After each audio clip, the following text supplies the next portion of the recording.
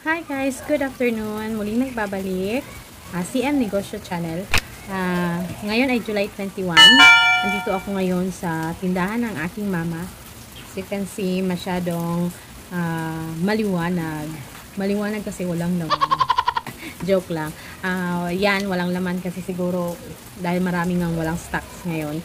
Kaya, tingnan nyo po, yung chichirya, same sa akin. Wala talagang chichirya. Walang chichirya. Meron lang mga piatos, kanya. Pero yung product ng Uwishi, wala talaga. So, yan, wala. So, ngayon, maulan ngayon, kaya nagkakape tayo. Sabayan nyo po ako magkape, guys. Nagbabantay ako ngayon sa store ng mama ko dahil umalis ang mama ko. May pinuntahan out of town. Kaya ako ang naiwan sa papa ko ngayon dito. Tapos, nagbukas na lang din ako kasi sayang ang kita. So, yun po. Dito. Kaya naisipan kong mag-vlog. At naisipan ko yung about sa pag-wholesale. Paano simulan ang wholesaling. Wholesaling ba? Wholesale. Basta wholesaling. Paano ba mag-wholesale sa sari-sari store? Kasi, nakita ko yung comment ni Ma'am Nenita El Tagonde.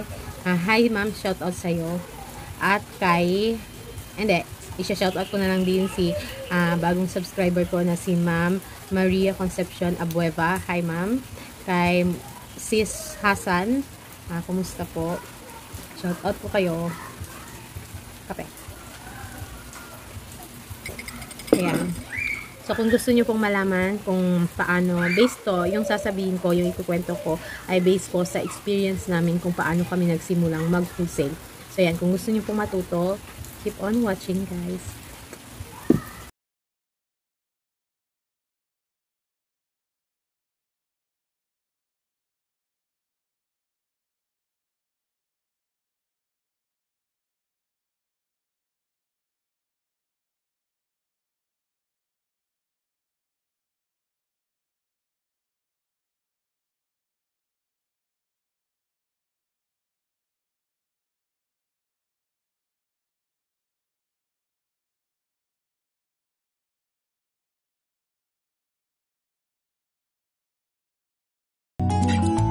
Guys, I'm back. Ikukwento ko sa inyo ngayon kung paano kami nagsimula.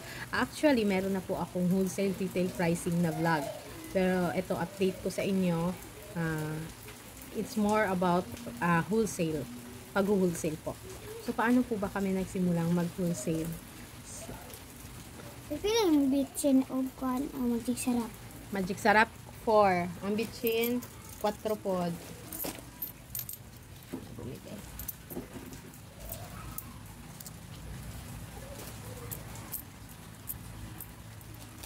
Ayan, bitchin. So, paano nga ba kami nagsimulang mag-wholesale? Dati hindi naman po kami wholesale, retail po sa naikwento ko before sa aking vlog, maliit na tindahan. Nagsimula lang kami sa maliit na tindahan, 2,000 yung puhunan. Kung ano lang yung nasa kusina ng mama ko, yun lang po yung binibenta niya. So, yun po. So, paano kami nag-start? Walang imposible po sa lahat ng sari-sari store na gustong mag-wholesale. Ito lang po yung tips ko sa inyo. Kung ano yung mabenta, alam nyong mabenta na hindi naman matutulog yung puhunan nyo, yung pabalik-balik kayo, this week bibili kayo ng itong item na to, bibili kayo sa grocery. After out na naman, bibili na naman kayo kasi naubos na naman. After next week na naman, bibili na naman kayo kasi naubos na naman. Pabalik-balik kayo sa pagtitingi-tingi doon sa grocery store na suki nyo. So, yun po yung isang sign na malakas ang produkto na yun. So, pwede kang mag-buy case. Kasi sa buy case po o sa pagbili ng bultuhan, ay makakales ka. Pag makales ka po, ay maibibigay mo rin sa mababang presyo yung item na yun. So, yun po mga kasari. Ganun lang po kasimple. Ayun guys. So, hindi naman po isang item lang siguro yung mabenta. Marami pa yan. Katulad ng mga medyo na-istorbo ako dito sa mga chikiting ko. Babantay din ako ng bata. Ayan guys. So, yun po. Marami tayong mabenta. tulad ng gatas, sabon, mga at iba pa. Marami yan. Alam natin lahat kung ano yung mabebenta sa sari-sari store. So, yun. Dun ka magsimula. At halimbawa, sa sabon, sa surf. Kung maraming bumibili sa iyo ng ganitong kulay, so, damihan mo. Para makales ka dun sa pinagbibilhan mo na grocery store.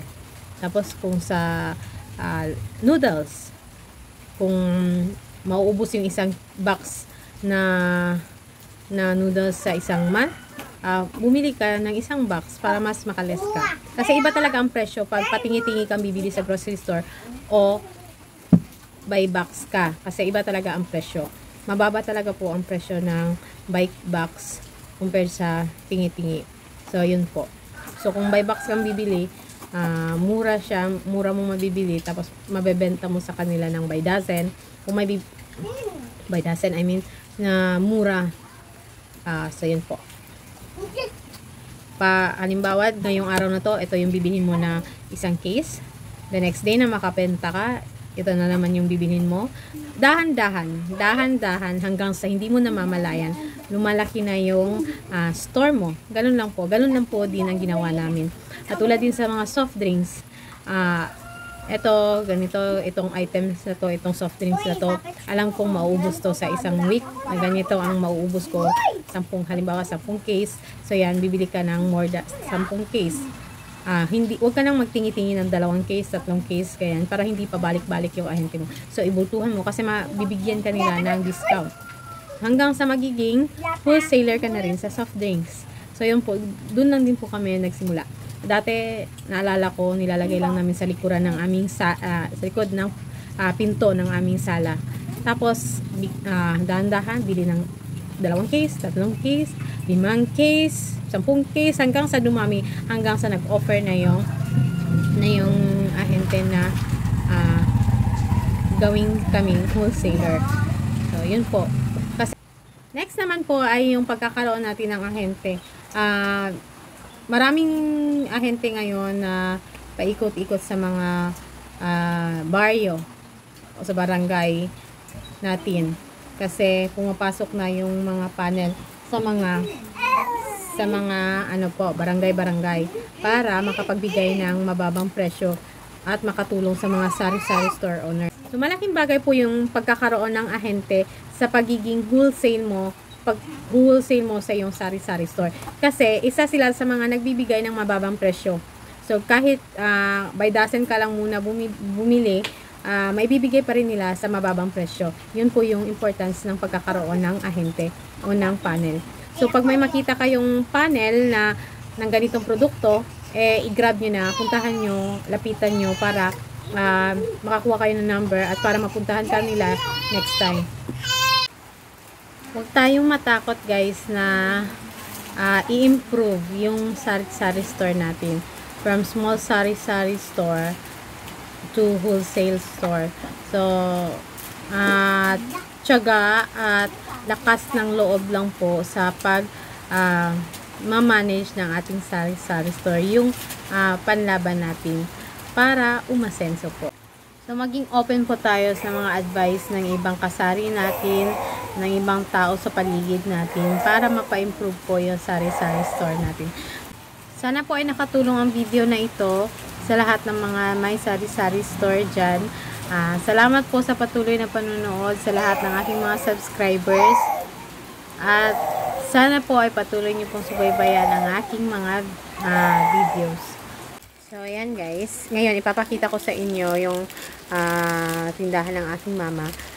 Kahit maliit siya, kahit wala siya masyadong laman, may mga wholesale siya na stock. Mababa yung presyo na bigay niya. Kaya yung ibang mga tindahan dito banda sa kanila ay dito sa kanya bumibili. Dahil same lang po ang konti lang po yung difference ng presyo doon sa market. So, yan po guys. Yan sa mga Lion Tiger, may bumibili sa kanya ng mga ilang boxes na ganyan. So, by isang case talaga yung binili niya.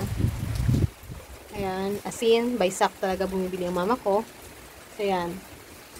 Yan po. Yan yung sinasabi ko. Nagbabay siya ng creamy white.